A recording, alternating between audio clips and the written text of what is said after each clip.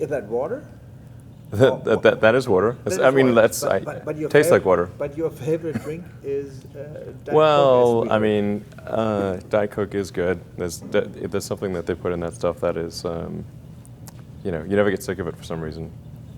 And have you counted? It's some infernal ingredient. How many cones your bottles you have a day? That's a lot, huh? Well, I mean, I'm trying to cut down these days, so maybe. From where to where? I mean, there was probably times when I had like 8 a day or something ridiculous. Okay. But I think these days it's probably 1 or 2, so it's not too crazy. Okay. And coffee? Usually 2 a day. Not so much. I mean, not really. But yeah, I used to have so much coffee and Diet Coke that I get really wired, and then I'd get over caffeinated, and it wouldn't be good. Okay. Yeah. So anyway, I'm cutting down to I think more reasonable portions these days. Okay. I think you drink so much coffee or Diet Coke because you work so many hours every day. That keeps you awake. How many hours do you work? How looks a normal day in the life of Elon Musk like? Well, it's really varied quite a bit over time. So these days, it's probably 80, 85 hours a week. For a while, it was over 100 hours a week, and that's a very high amount of pain. So it's, the difficulty and pain of work hours really increases exponentially. It's not linear. But when the financial crisis hit in 2008, 2009, it was just every day, 7 days a week, morning till night, and dream about work. Yeah. Okay. So it was terrible. And at the time there were bad dreams, I guess. Bad dreams, 2008. indeed. Yes. Yeah. And at what time do you get up normally in the morning? For me, it's usually about 7. 7, okay. But I go to bed late, so usually I go to bed around 1 a.m. or so. 1 a.m. Yeah. And you start the day with a real breakfast, or just with a coffee, or with a water? That also varies a lot. I think it's probably true that having a good breakfast is a good idea, but usually I don't have time for that. So sometimes it's made for me, but probably half the time I don't have any breakfast. I had to also have like coffee or something like that. And a Mars bar with it? Mars bar, sure. And I'm trying to cut down on sweet stuff. So, but I think I probably should have like an omelet and a coffee or something like that. That seems like probably the right thing. And sometimes I do have that. And for lunch? Is there lunch? Yeah. Lunch is usually served to me during a meeting, and I finish it in 5 minutes. Wow, okay. Yeah, I know, it's a bad habit. Dinner? Dinner is where the calories really come into play, because if I have dinner meetings are the worst, because then you eat enough for like 2 people in those things, because you have the appetizer and the main course and all that stuff. So business dinners are like the thing that really, where I probably eat way too much. Mm-hmm. But you don't have problems with your weight? I certainly could be slimmer, I think. What? So do you work out then? Do you do sports? I work out once or twice a week. Mm-hmm. I mean, once or twice. You should. I should do it more often, for sure. And what are you doing? You run through the forest, or? Run through the forest? No. Yeah. Usually just like a little bit on the treadmill or on lifting some weights, I suppose. Mm-hmm. Mm-hmm. Let's come to my questions I have here. It's just 122, I guess. How much Musk is in Tesla and SpaceX and Hyperloop? Is it 100% you, or? Oh, well, of course, definitely not. I mean, I certainly have a strong influence, but I mean, there are many people at the companies, so SpaceX has 4,000 people now. Tesla, we just passed 10,000 people today. So there's a lot of people that have had a huge influence on building the company, or companies. More of an influence than anyone else, but it is a big team effort from a lot of talented people. Yes. You looked for a CEO in former times for Tesla and for SpaceX also? I don't know. Not for SpaceX, Not but yet. no. The plan I had when we created Tesla was I thought I would allocate maybe 20 or 30% of my time to Tesla, and then for Solar City I figured 5%, 10% of my time, that kind of thing. Solar City turned out to be true. In fact, even better than that, probably takes me less than 5% of my time on Solar City. Tesla ended up being much more, and unfortunately, like the first CEO didn't work out, and then I got sort of a temporary. I mean, I really tried pretty hard not to be the CEO. Like I could have been the CEO from day one. This is like people maybe sometimes don't realize that, but I just wasn't able to find the right person. In the case of Solar City, there's like a great team that runs it, but it's really hard to find someone who can grow a company. It's like running a company in steady state is much easier than growing a company. And then with Tesla, as people joined the team and investors would, people joining the team and investors would ask me, okay, well, how long am I going to be CEO? And so I said, well, I'm committed to be CEO through the high volume production vehicle. So 2 more years at least. Probably 3 or 4. 3 or 4 years. Yeah, but at that point, I would then have to consider what makes sense, and I would. I mean, I will never leave Tesla ever, but I may not be CEO forever. I mean, nobody should be CEO forever. Do you have somebody in mind who could do the job already? No. Worldwide? There's no plans or anything like that. Right now, my plan is just to, for sure, I'll be CEO through the Model 3, volume production of the Model 3 and the Gigafactory, and then evaluate. Yes. Yeah. And Model 3 is still the price you want to have is $30,000. That's the challenge. 35. $35,000. And the same in euro, I guess, for the European market. Well, it might be less if Less? it depends on what the exchange rate is, of course. Yeah, of course. And it's always a bit tricky. Like in the U.S., the prices are quoted before sales tax, and of course in Europe it's with VAT, and there's like 20% VAT and all that stuff. So probably would be more like 30,000 euros, or a little bit less than that. Okay. And it should be on the market in 2 years' time, or? I'd say 3. 3 from now. Yeah. Okay. Yeah. Coming back to you looking for a CEO, apart from CEOs, when you hire people, what kind of skills do you want them to have? Are there any? Do you look at a list and look at people? How do you decide that? Well,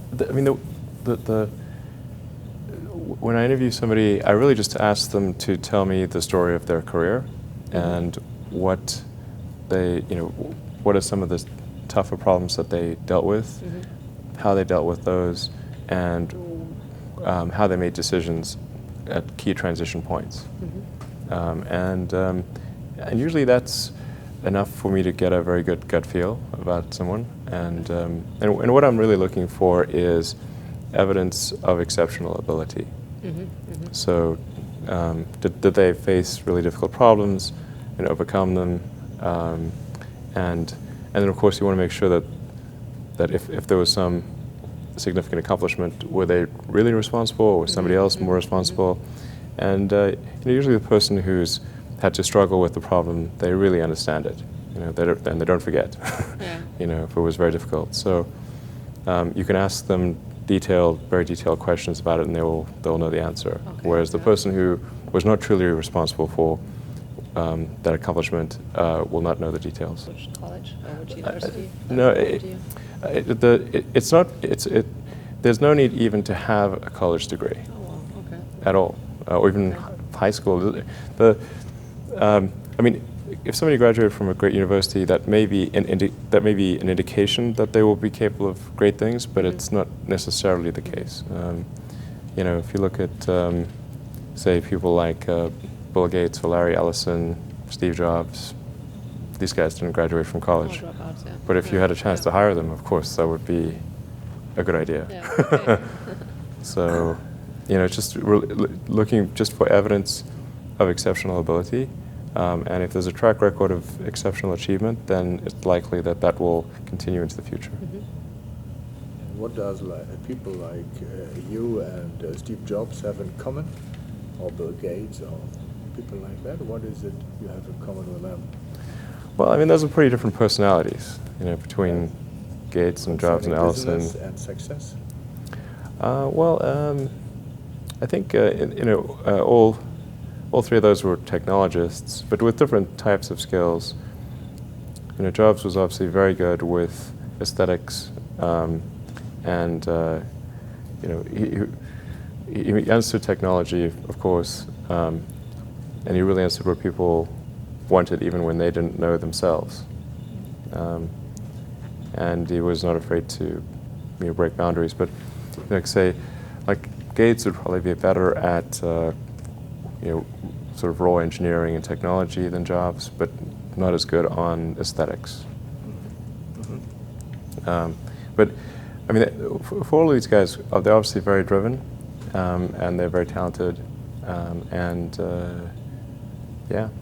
they're able to attract great people to build a company.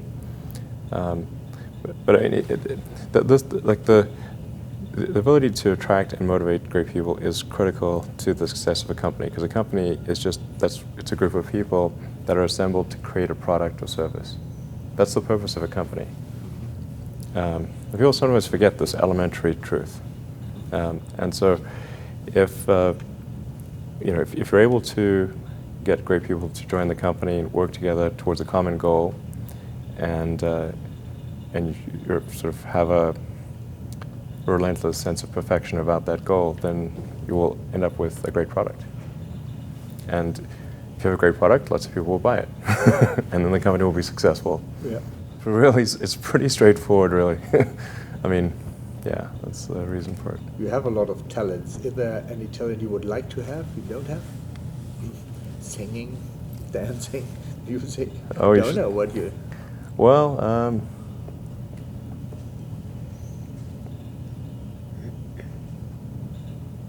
I mean, I suppose I'd like to play a musical instrument. That'd be cool. I can whistle. You can whistle? I can whistle. What is your favorite song to whistle? I kind of have like a whole bunch of songs that kind of randomly, I just whistle randomly. Please don't ask me to whistle, because that's like, I mean, I can whistle, but like this is like, yeah, maybe not the coolest instrument to play. Yeah. But I can whistle Pachelbel's Canon, which is a tricky one. Really? Yeah. But I'm not going to whistle for you now, because that'd be too embarrassing. Okay. Well, it's good to know. Maybe we Yeah. plan something for Berlin. All right. Oh, man. No. Don't worry. We want to.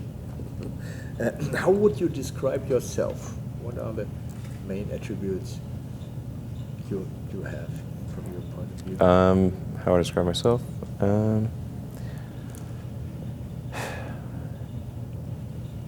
Well, I mean, I seem to have a high innate drive, and that's been true even since I was a little kid. I really had a very strong drive.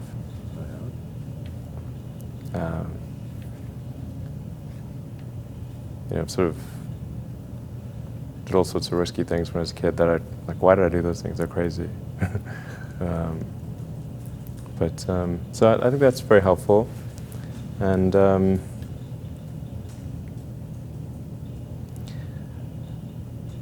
I care a lot about the truth of things and trying to understand the truth of things. I think that's important. If you're going to come up with some solution, then the truth is really, really important, I think. I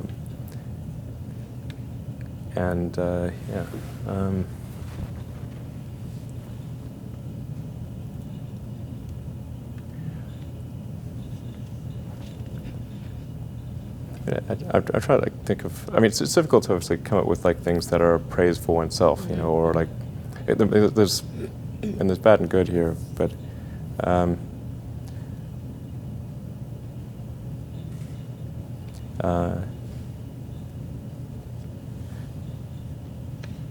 I think like sometimes they're just like the things that seem quite clear and obvious to me, and I don't understand why they aren't so obvious to everyone.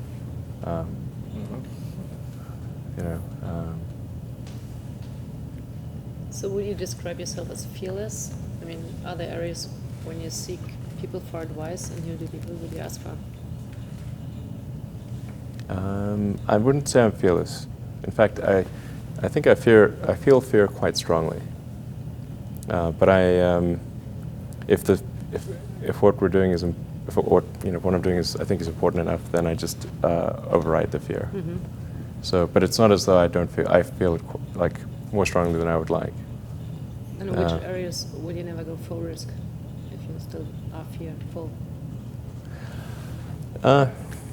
Well, it really depends on the stakes. If the stakes are high, if it's really important, then I will overcome the fear and just do it anyway. Mm-hmm. But essentially, I mean, I just drive overrides fear, but I feel the fear. It's kind of annoying. I wish I didn't. Okay. I wish I felt it less. Uh-huh. So, yeah. And all these introspective questions are interesting. I don't get asked these very often. And then, like, I'm trying to think, like, what is like an accurate reply? And some of these, it's hard to evaluate yourself in these things.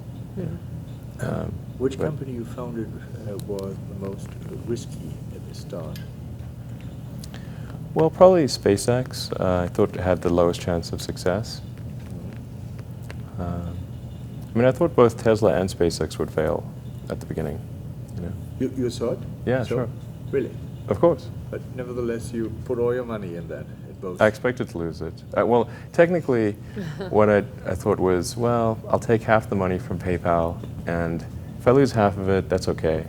But then, of course, the companies encounter difficulties, and then I have a choice of either let the company die or put, all the money into the companies. And so I really didn't want the companies to die, so I put all the money in the companies. Yeah. And then I had to borrow money from friends to pay living expenses. Yes. And what went through your mind at the end of 2008 when the fourth and the last rocket started? What were your thoughts at that time? It was a terrible time. Yeah. Yeah, everything was going wrong at once. 3 rocket failures in a row in the beginning, and Tesla financing round was falling apart or fell apart. The Solar City was having difficulties, getting divorced. Yeah. It was really terrible. Yeah. So I was very sad. But then everything was perfect when Well, it the took a rocket while. was in space. Yeah, at the end of 2008, the 4th launch worked. Yes. Which is that was all the money we had, but nothing more. In fact, originally I budgeted. I thought, okay, we can do survive 3 failures. So we just barely scraped together enough to do a 4th launch. Mm. And then at the end of 2008, we got a big NASA contract, literally on December 23rd, I think it was. Oh, okay. Yeah. So it went from really terrible to, I remember that Sunday before Christmas in 2008 thinking that this is the closest I've ever come to a nervous breakdown. Like, I never thought I would Uh-huh. ever be someone who could have a nervous breakdown, and I didn't. I mean, but it was like I could see it. Like, I was within sight of it. It was like, this sucks. This is terrible. And then the next morning, NASA called and said that we'd won this $1.5 billion. The next morning. Yeah, the next morning. Like, literally, I was at home, and I thought they'd all gone home for the holidays. I didn't think that, I would have said there was no chance of a call a few days before Christmas. I thought people, be on vacation and that kind of thing. So, 1.5 billion. Yeah. So what went through your mind when they called you? What do you feel? That was awesome. I was like, I actually said to the NASA guys that I love you. I don't think they've gotten that response before. So, so that was, the Monday morning, and then I think it was the Tuesday night or the Wednesday night was when we closed the financing round for Tesla, and that was like 6 p.m. on Christmas Eve. It was the last hour of the last day when it was possible, and we would have gone bankrupt a few days after Christmas if that round had not closed. Yeah. You flew for the NASA and for other. Yeah, we've launched satellites for commercial operators. So SES in Europe and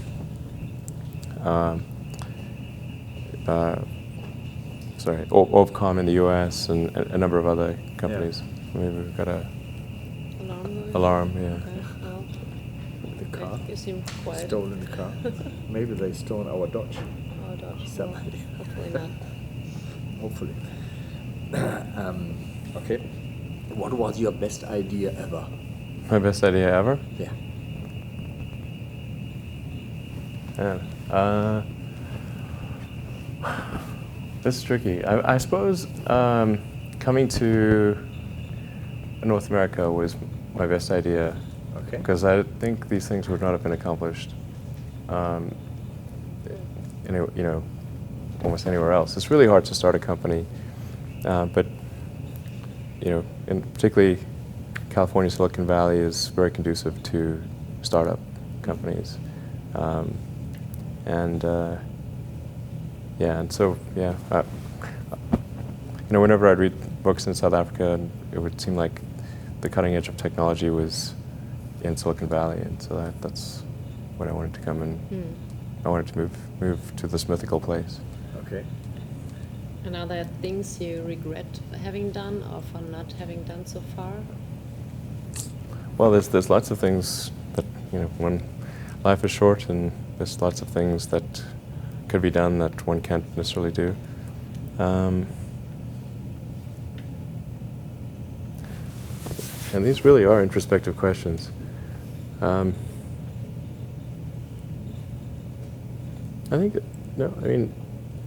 Overall, I think I'm pretty happy with where things are. It's hard not to be, honestly. Yeah. I'd be, things are in a good place right now, and I'd like to, looking ahead, I'd like to see humanity go beyond Earth and have people on Mars. That would be really great. And to see widespread adoption of electric vehicles and renewable energy. These are great things. And I think those would be really, really cool. But is there like a business decision which you regret, like what you should have never done in retrospective? In retrospect, I should have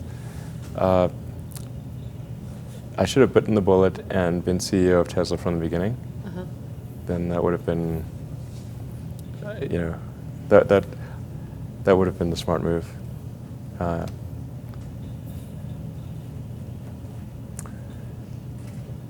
Because we ended up having to essentially recapitalize the company, and it went through a lot of grief. So that would have been a wise move.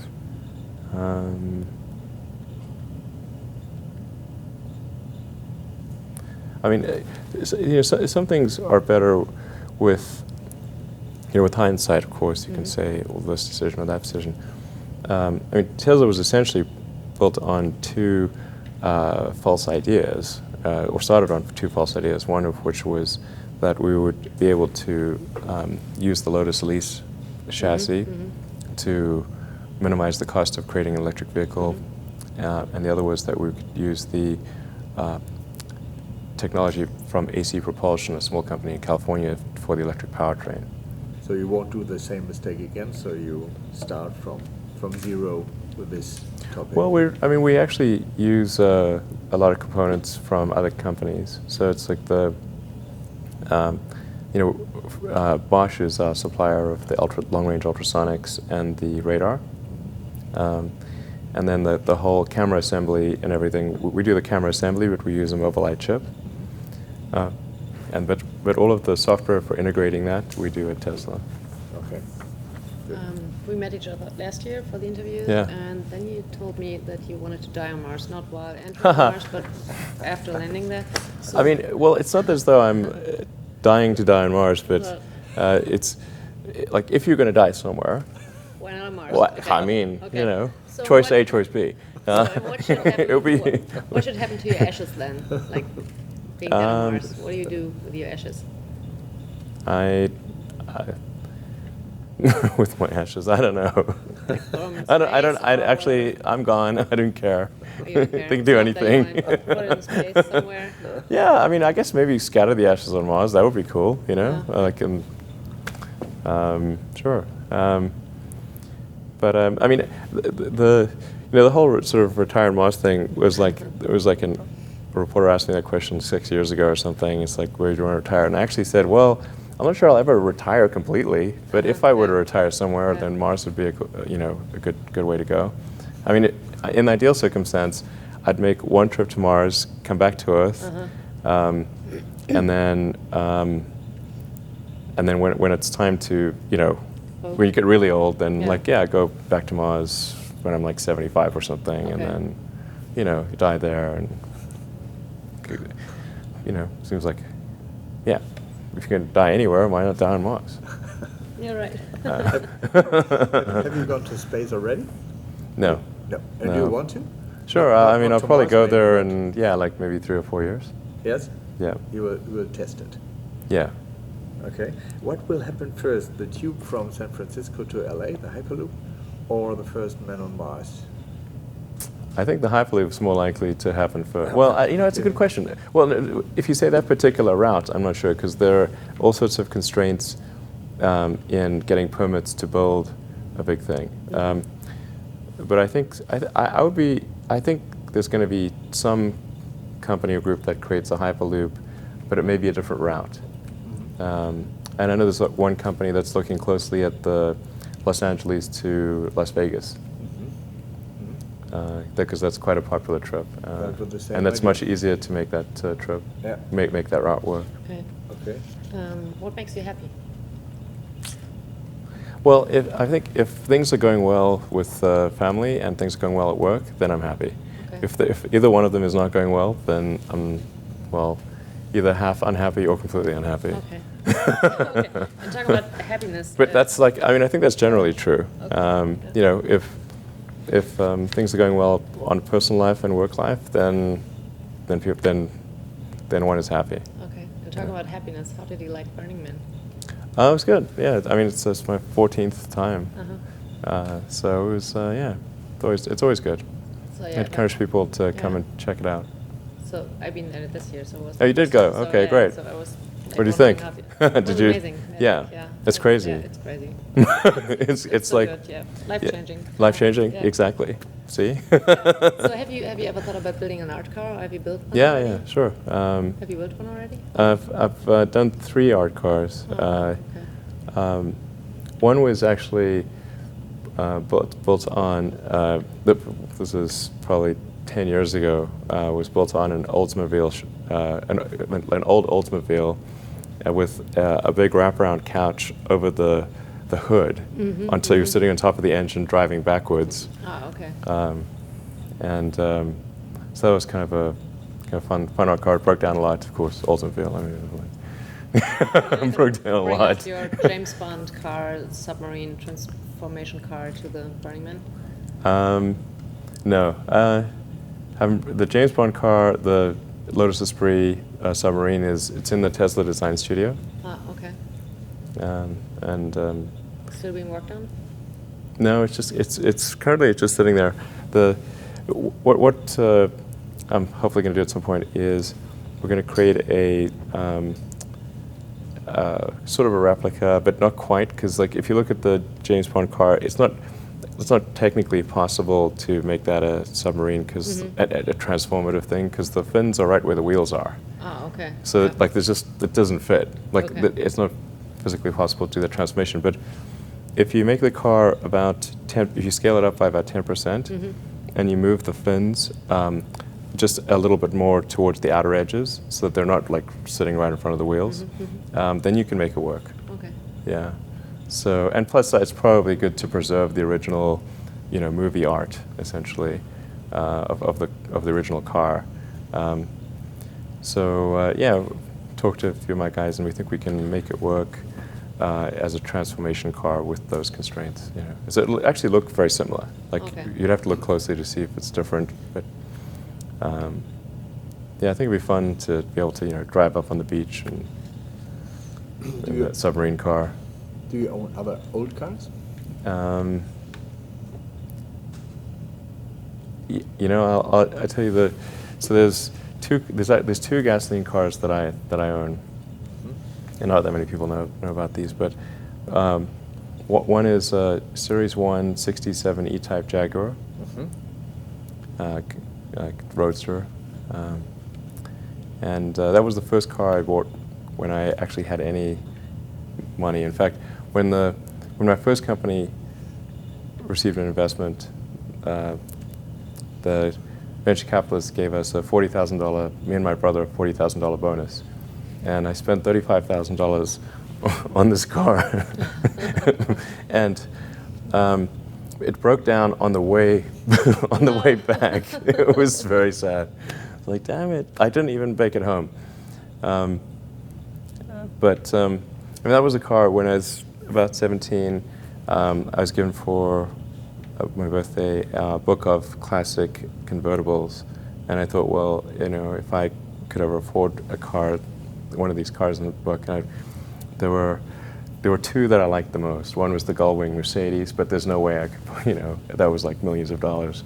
And then the other was the Series, the E-Type Jaguar, Series 1, yeah. And now you could afford the Mercedes, but you haven't bought it yet. I haven't. I think it's a great design, really great.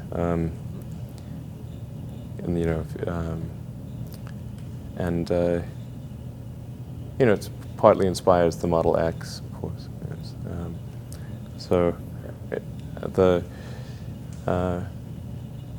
That might be a good one to buy at some point.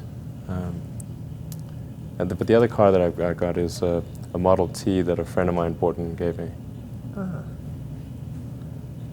Those things are hard to drive, though. Have you ever tried to drive a Model T? It's like not easy. Yeah. It's really work. Seems to be really work. The controls are all totally different too. Yes. There's